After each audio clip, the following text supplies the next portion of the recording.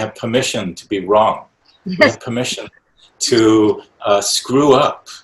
It's not that I'm smarter than other people, it's that I stay at things longer. I was really petrified to have children because I thought that that would prevent me from being a creative person. Welcome to Real and Real Characters. This episode, let's take a new perspective on real and real characters. So far, I have been telling you about the impact of the real on the real, impact of movies on individuals.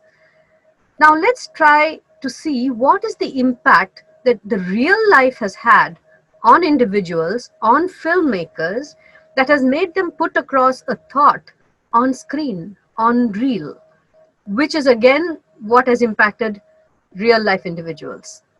Because ultimately, when a filmmaker makes a film, there is something that they have either gone through or some experience or some thought that has come across to them from situations which has impacted them to make a film and put that thought in that film, which comes on screen, on reel, and which again makes an impact on the individuals.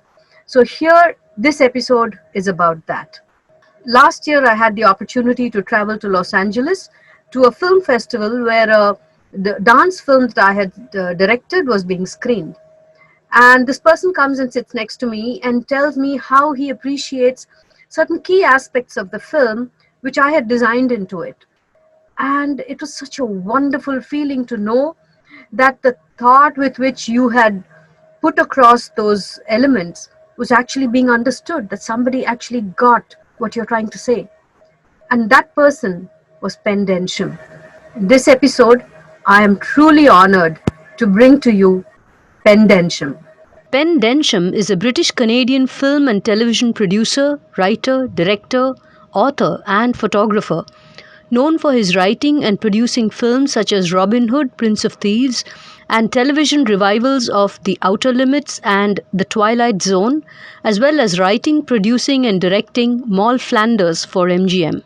In Hollywood, Densham and John Watson founded Trilogy Entertainment Group. They were the creative consultants on films such as Rocky II and Footloose. In 1988, Densham directed Trilogy's first studio feature, The Kiss, for TriStar.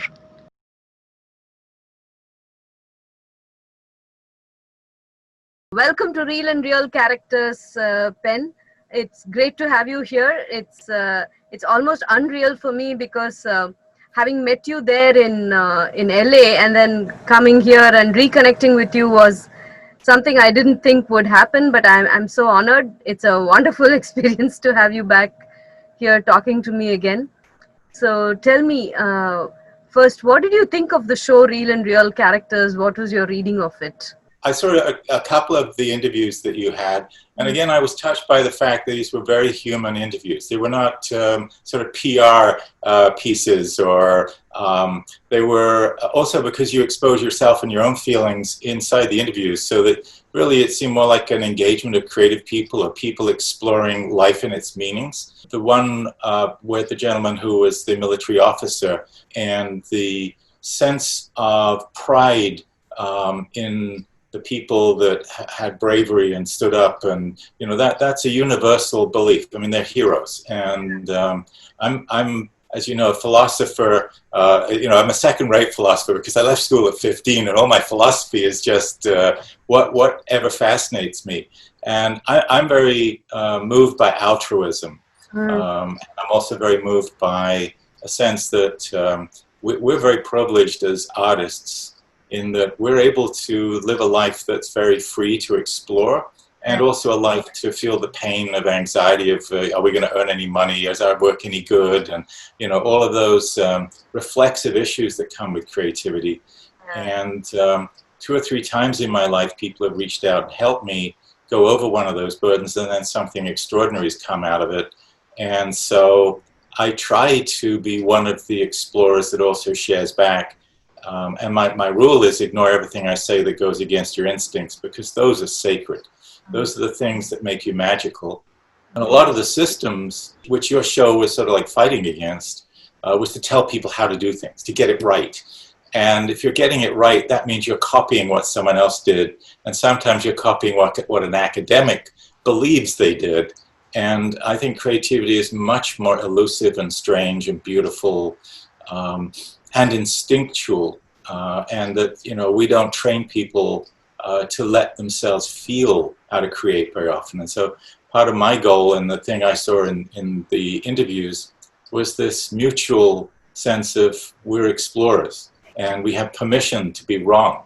Yes. We have permission to screw up and then figure out an answer. And film is a very good example of that, because when we shoot a movie, we do this angle, and then we do another angle, and then we do a retake, and then we put it all together.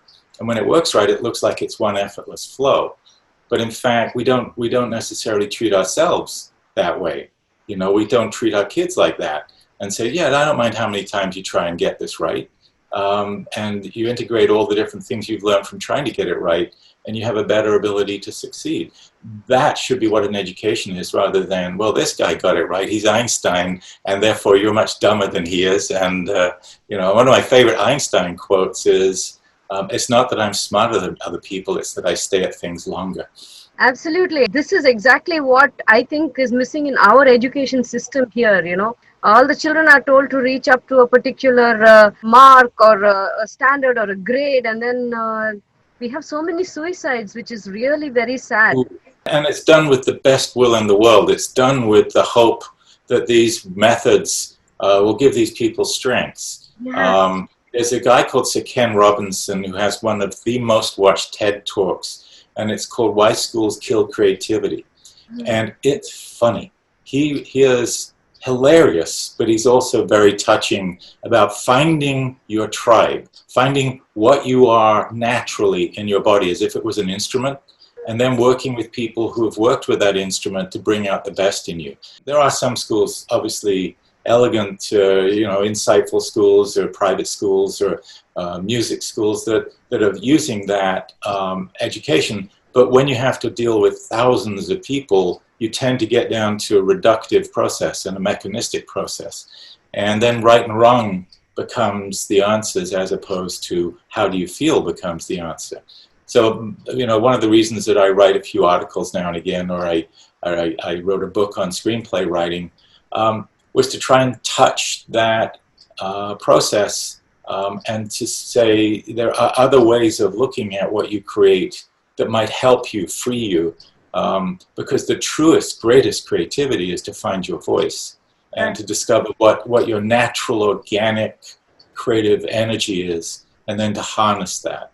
And if we don't know whether we've got a horse or a cat, our energy, and we're trying to make a cat put a saddle on it, it ain't going to work, No, actually, this is what made me also connect with one of the things which you said about why you wrote Robin Hood and the Prince of Thieves. You had just had your son at that time, and Yes. there was something you wanted to convey, and because something would have definitely impacted you, and I would like you to describe the character, where it came from, go back to that space. Can you do that? Yes, I think so. I'd like to say a couple of preparatory things. First of all, my mother died when I was young, and my father and my mother were making short films when I was a little boy. And I was even riding an alligator in one when I was 4 years old. And these films went out in the movie theaters. And there was a sense in me watching my parents working with cameras and going literally, I don't think they could afford babysitters. So they took me with them to Water Street where the distributors were. And being in a giant dark theater and seeing these images that my father had filmed on a screen was truly magical, truly transformative. And all my life I wanted to cast spells. I wasn't satisfied with just being a recorder of information, my school system was always punishing me and telling me that I wasn't trying hard enough. And so I had giant doubts about my creativity and my abilities. And I would always look for support with an idea because I didn't have conviction. I didn't write a script for a drama until I was 30. I did a lot of short films in Canada. I went to Canada when I was 19, fleeing because I thought I was a washed-up failure in England because I had failed to start my own businesses and things and get into the movie business. So I ended up in Hollywood because one man, a guy called Norman Jewison, who was a very revered Canadian but a success in Hollywood, did Fiddler on the Roof and Moonstruck and The Russians Are Coming and In the Heat of the Night and Thomas Crown Affair and all these wonderful films, and many of them had social values. And his films would sometimes touch on humanistic elements but be hidden inside the story, which was an adventure. And my wife was willing to come to Hollywood when Norman Jewison saw my first drama, a half-hour drama, which I'd written out of pure instinct, directed with an old documentary crew. It was the most miserable experience because I didn't know what the hell I was doing, and sort of like doctored it together. And to my amazement, the film was reviewed as the best movie of any length ever shown on television in Canada. And I'm going, no, this isn't right. This is a big mistake. I'm not any good. That's imposter syndrome. That's the denial.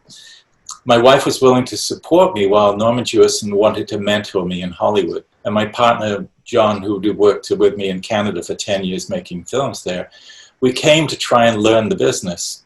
And we learned it a little bit, but also almost as soon as we came, my wife found out she was pregnant. And she was very brave that she had let me bring her to a strange place, and Hollywood was strange, away from all our families. And I watched the effort that we put into raising a child and how much emotional strength one had to raise a child and to see what a human being was in its formative stages, which I was really petrified to have children because I thought that would prevent me from being a creative person, prevent me from selfishly gambling on my ideas.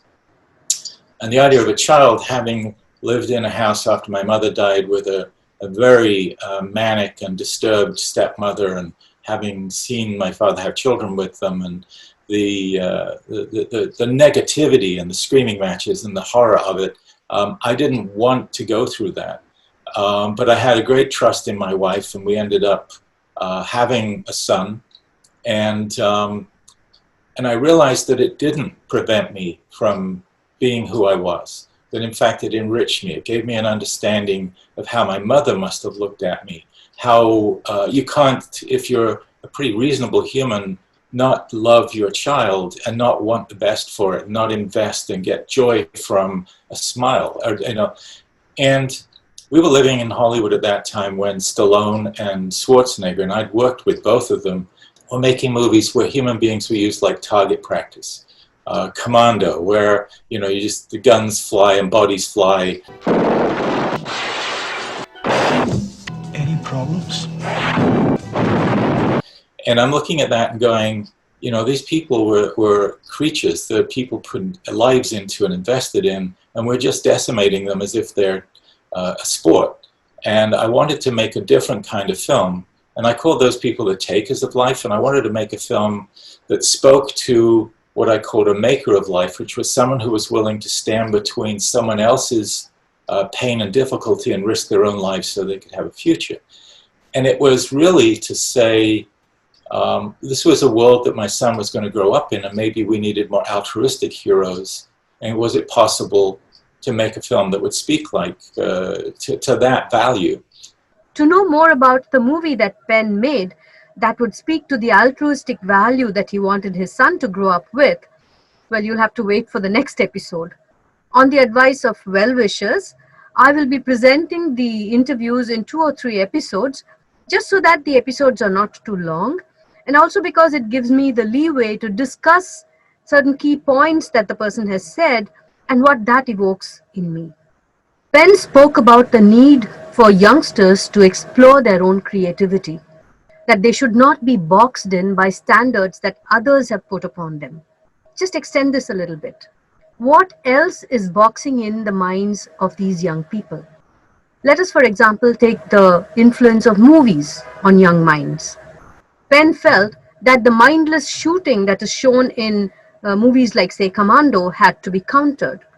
But what does such mindless action do? It actually collapses the mind of the young and impressionable. As has been said, To collapse any nation, it does not require atomic bombs or long range missiles. It only needs you to lower the quality of education, which causes a cultural degradation. Values are the foundation upon which the intellect can grow, whether it is science or art. And so, like Penn, we need to seriously think about bringing more awareness to values and ethics amongst us. We need to make this a movement so that our future generations can live with dignity and with a life of opportunity unfettered by limiting influences. If you agree with me, please do join in this movement to bring values and ethics back. And do then like, share, comment, and subscribe to this show. In the next episode, it is Penn again, and you will see what he did to bring out his thoughts on altruism through his movie. And believe me, he has some really mind-bending ideas that you want to hear. I hope to see you soon, the next episode, again with Penn Densham. Meanwhile, here is the movie quiz for this episode. In the movie that Penn Densham wrote and produced to counter the mindless shooting that he was seeing in the films at that time, one character accompanies the hero because he owes him his life and has vowed to be with him to repay that debt. What is different about this character who owes the hero his life? The villain in that movie, which other character is he also famous for playing? What was the award that the main protagonist received for this movie? You can send your answers to the WhatsApp or email given here. Now for the answers to the previous episode's movie quiz. What is the name of this poem and movie? Answer: Invictus. Which world leader is this and who plays the role? Answer: Nelson Mandela is the world leader and the role is played by Morgan Freeman. Which team won the rugby game? The Springboks won the rugby game. If you like this program, please click the like button, share, comment, and subscribe to the show.